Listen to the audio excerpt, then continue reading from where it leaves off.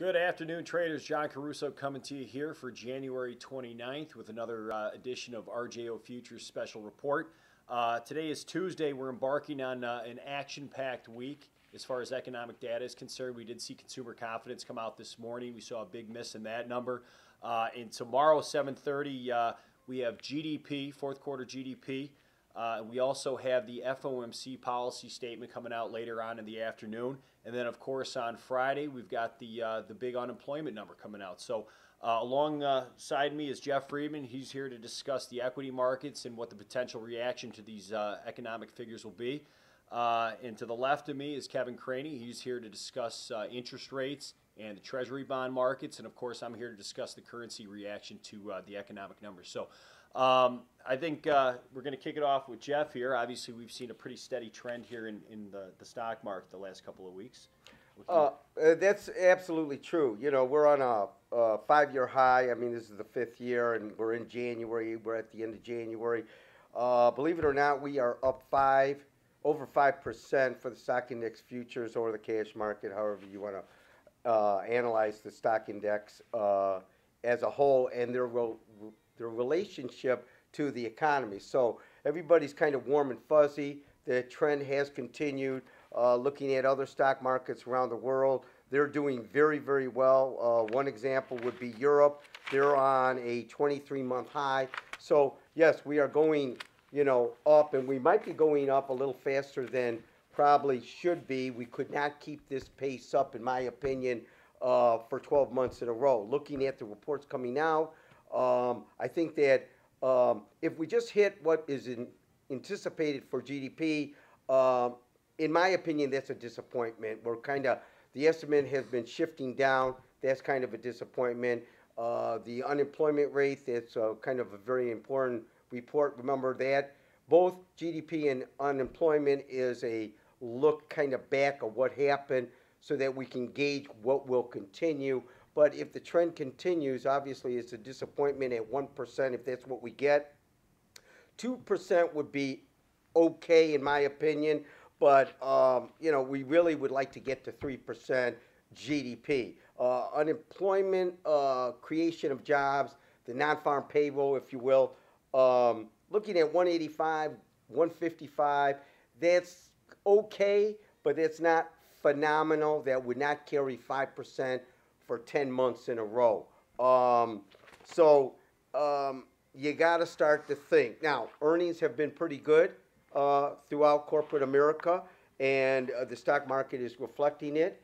I kind of look at the stock index futures as more of a, in the last 2 to 3 weeks in the month of January, is kind of a buy and hold kind of attitude.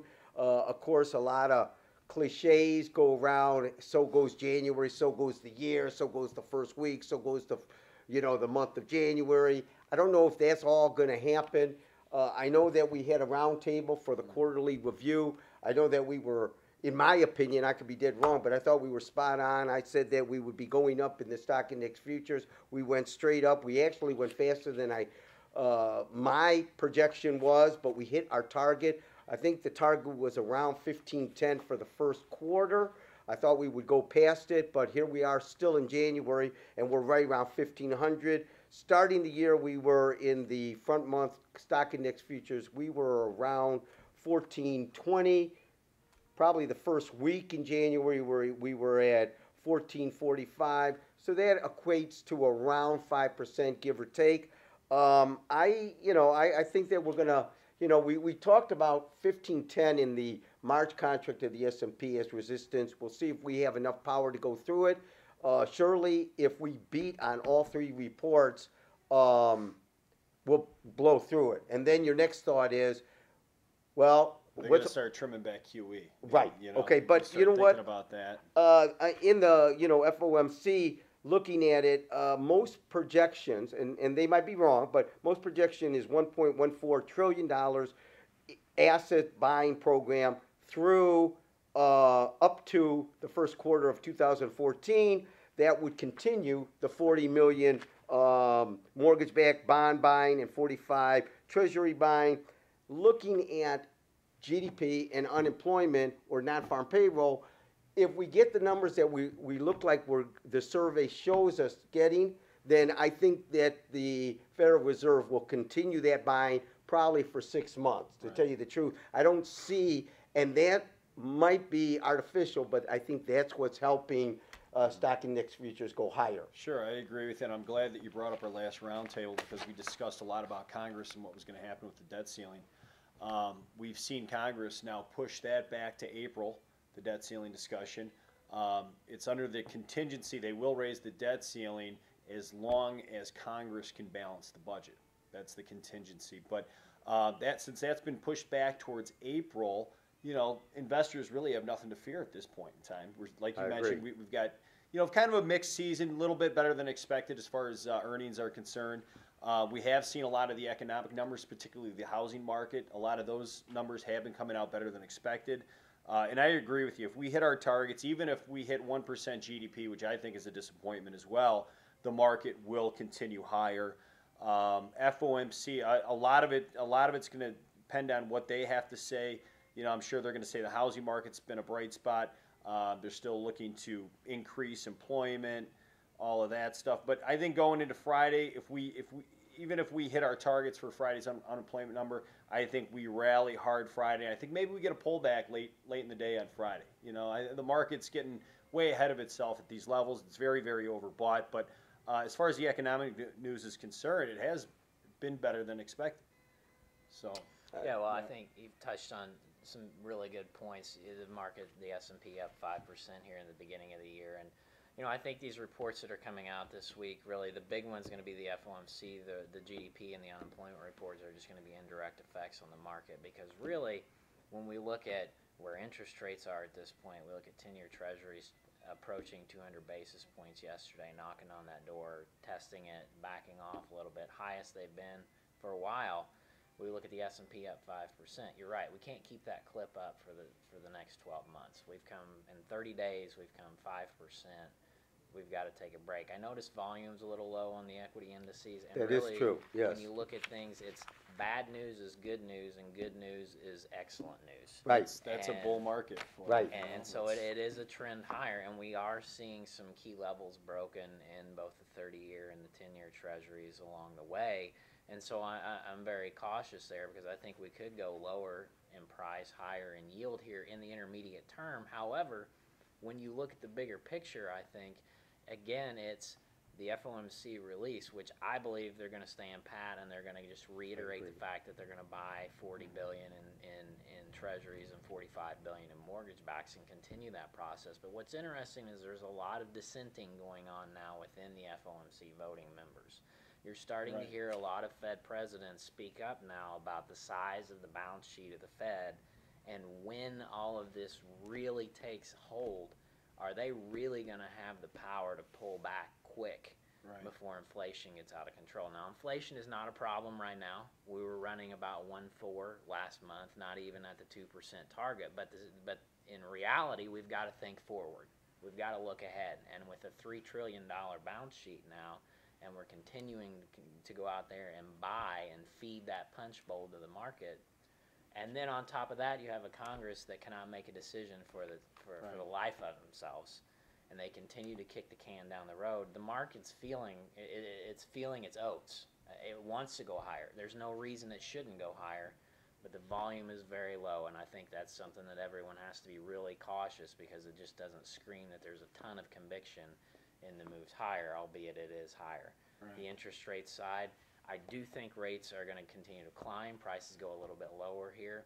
Totally against what I said in our year review for 2013. I said it was going to be a very tough first half of the year. I still believe it's going to. I think in the first 3 to 6 months, we're going to find that this first 30 days was nice, but it's not reality. Right. But I think you're going to get a chance to buy these interest rates a little lower here in the coming months, once we kind of move through this period that we're in right now. Well, it's the thing that you kind of kicked off for me to think about was we are moving a little lower in price or a little higher in yield with the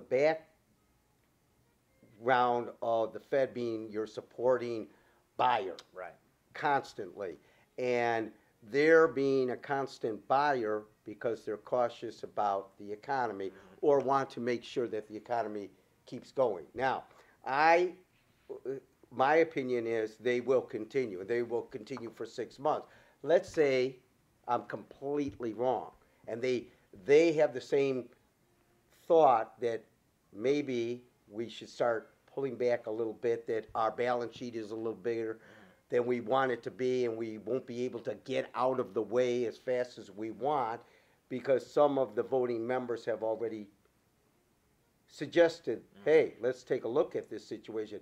If I'm wrong and they want to slow it down, they just enacted that extra $40 billion for treasuries. Right. So if they say, hey, let's stop half or a third, okay, then in my thought would be that the treasury market could go a lot lower in price. But what also means is interest rates that would affect all kind of investments and put pressure on the stock market to turn right away. With volume being low, we could see where the momentum or things could change very quickly, and there could be some great opportunities, both in the treasuries and in the indexes and in the currencies, because as things start to shift, they're going to have to run and start changing money. Isn't that right? Absolutely.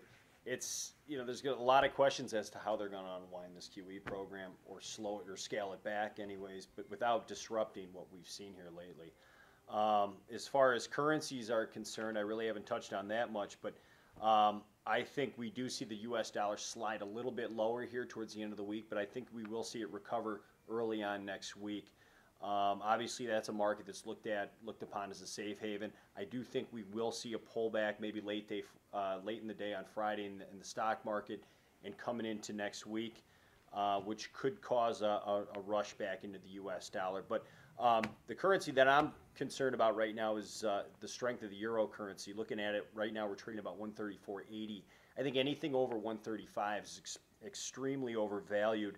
Even one of the members of the ECB, Juncker, came out and said that the current levels of the euro currency are at very dangerously high levels. So I'm recommending a short play on the euro currency if we do bounce above the 135 target here towards the end of this week. So that's kind of my spin on currencies. But okay. My thing is that if you were long the stock index futures, if you were able to go with the trend and somehow either short-term or long-term get in, you might want to kind of take some money off the table or somehow protect some of your profits. I'm not, if you're an extremely aggressive trader, you could be a counter trend and say, yes, things could kind of unwind very quickly and I want to short it. I prefer to kind of get out and try to think that the trend will still be intact. I'm not looking for a complete turnaround trend in the stock index futures going long term for the first 2 quarters. So, but I would caution if I was long to get out and think, hey, I will have an opportunity to buy only 3% higher on the year, or looking at some kind of support level and get back in. And I'd like to kind of get out of the way before we have a correction.